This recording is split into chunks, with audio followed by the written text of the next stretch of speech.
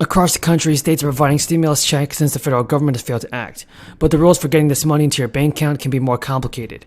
In fact, unlike the federal checks, which were broadly issued to most Americans, some payments coming from the states have more narrow eligibility rules, and eligible residents may need to take additional steps to claim their money.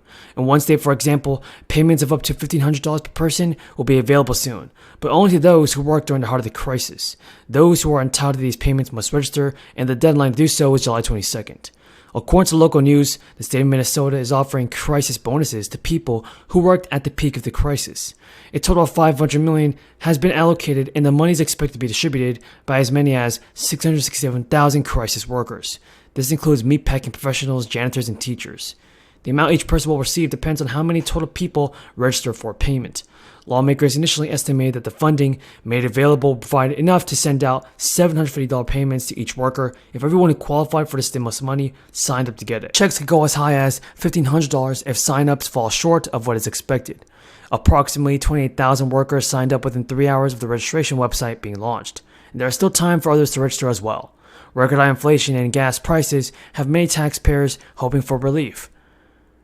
Gavin Newsom and Democratic leaders agreed on a $17 billion package that includes $9.5 billion in inflation relief funds. Those estimated 23 million California taxpayers will receive between $200 and $1,000 early next year.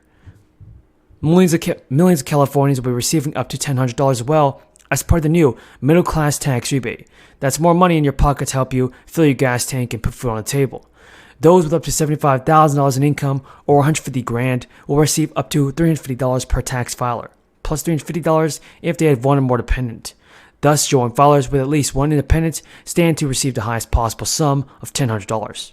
Those with incomes above that second tier but below another set of thresholds, individuals less than $250,000 may receive $200 per filer. Other states like Maine, New Jersey, and New Mexico have also made efforts to provide direct relief to residents. Moreover, many states are already in talks to implement gas tax holidays, and some have already temporarily suspended those levies. President Biden called for suspending the federal gas tax in his latest bid to curb rising fuel prices, though it stands almost no chance of passage in Congress. Biden asked lawmakers to pass a 3-month pause on the federal 18-cent per gallon levy, casting the proposal as a temporary measure to provide relief to Americans without harming the road-building projects the tax traditionally funds. Now, rather than recognizing the problems associated with spending more than the government brings in, the government simply prints itself more money. Like a child stricken with affluenza, rather than being cut off, the government simply helps itself to more money. It doesn't take long to lose the value of a dollar when you're not spending your own money. Government is no different. While hardworking Americans pinch pennies, lawmakers spend carelessly. To pay for their next project, they threaten to raise taxes. When they don't have the support to raise taxes, they nevertheless continue to spend and drive up inflation. Inflation is nothing but an invisible tax on the people. A tax on the people that, I would add, disproportionately affects hardworking Americans, poor and middle-class Americans. Sometimes the wealthiest of the wealthy can find ways to get even wealthier in times of inflation. Everyone else gets hurt. With no action, the reckless spending will drive us off a financial cliff. But our spending trajectory is such that we cannot afford to wait for the consensus needed to pass a constitutional amendment. While hardworking Americans wait, I've introduced the Preventing Runaway Inflation and Consumer Expenditures Act, or the PRICE Act, to stop the bleeding. The PRICE Act requires a 3/5 supermajority of senators to approve new spending measures when the nation's inflation rate is at or above 3%. The PRICE Act is desperately needed. This insatiable spending machine is now costing Utahns $881 a month, more than they paid last year. And that's on top of what they already pay in taxes. Those are $881 every month for which Utahns receive nothing in return. It represents money that could be spent toward their home, toward their child's college education, toward filling their empty gas tank. But instead, millions of Americans will look at the skyrocketing cost of living and determine that they must sacrifice their wants and, in many cases, their needs just to meet their most basic, fundamental necessities.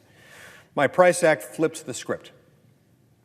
Governor Gavin Newsom announced this week that an $18.1 billion package aimed at relieving inflation for struggling Californians is set to come. The proposed relief program would include $400 checks to eligible people. Newsom told reporters we enacted the most comprehensive economic stimulus program in the nation last year, getting billions of dollars in immediate relief to millions of Californians, but many folks are still struggling, especially with high costs due to inflation. So we're leveraging this historic surplus to get money into the pockets of Californians. Other areas of financial relief include public transportation and childcare for low-income families. Newsom's plan would offer these services for an even further subsidized rate, if not free of charge for a limited time. A further $1,500 in relief checks is proposed for hospital and nursing home staff who have been delivering care to the patients during this crisis. Over $1 billion would also be set aside to help residents pay their past due utility bills, including electricity and water. Amazon founder Jeff Bezos criticized President Biden over a tweet that said inflation could be brought down by taxing wealthy corporations. Biden earlier in the day tweeted, "You want to bring down inflation? Let's make sure the wealthiest corporations pay their fair share." Federal Reserve Chairman Jerome Powell also warned this week that getting inflation under control could cause some economic pain, but remains his top priority. Powell said he couldn't promise a so-called soft landing for the economy, as the Fed raises interest rates to tamp down price increases running near fastest pace in more than 40 years.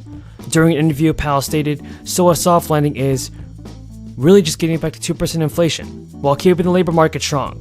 On top of the list for his second-term priorities will be to control price inflation that in April ran at an 8.3% annual rate, just off a more than 40-year high posted in March. Brings the a breakup along the river system and the ice goes out in the Sound, but it's equally exciting because that's when the barges come. So you haven't had fuel since the fall. So think about what that means to these communities, whether you're Fort Yukon at $7.25 a gallon or No Attack at $11 a gallon. And you're now locked into a spring fuel barge delivery where they're anticipating that the increases will be $1.50, but not just $1.50 that you're transitioning into, but you flip the switch on that now. These are the everyday realities that people are facing. So you can't afford to fuel your boat to go fishing. You can't afford to put fuel into a snow machine or a four-wheeler to go hunting. So this is real. This is real. Now you're going to hear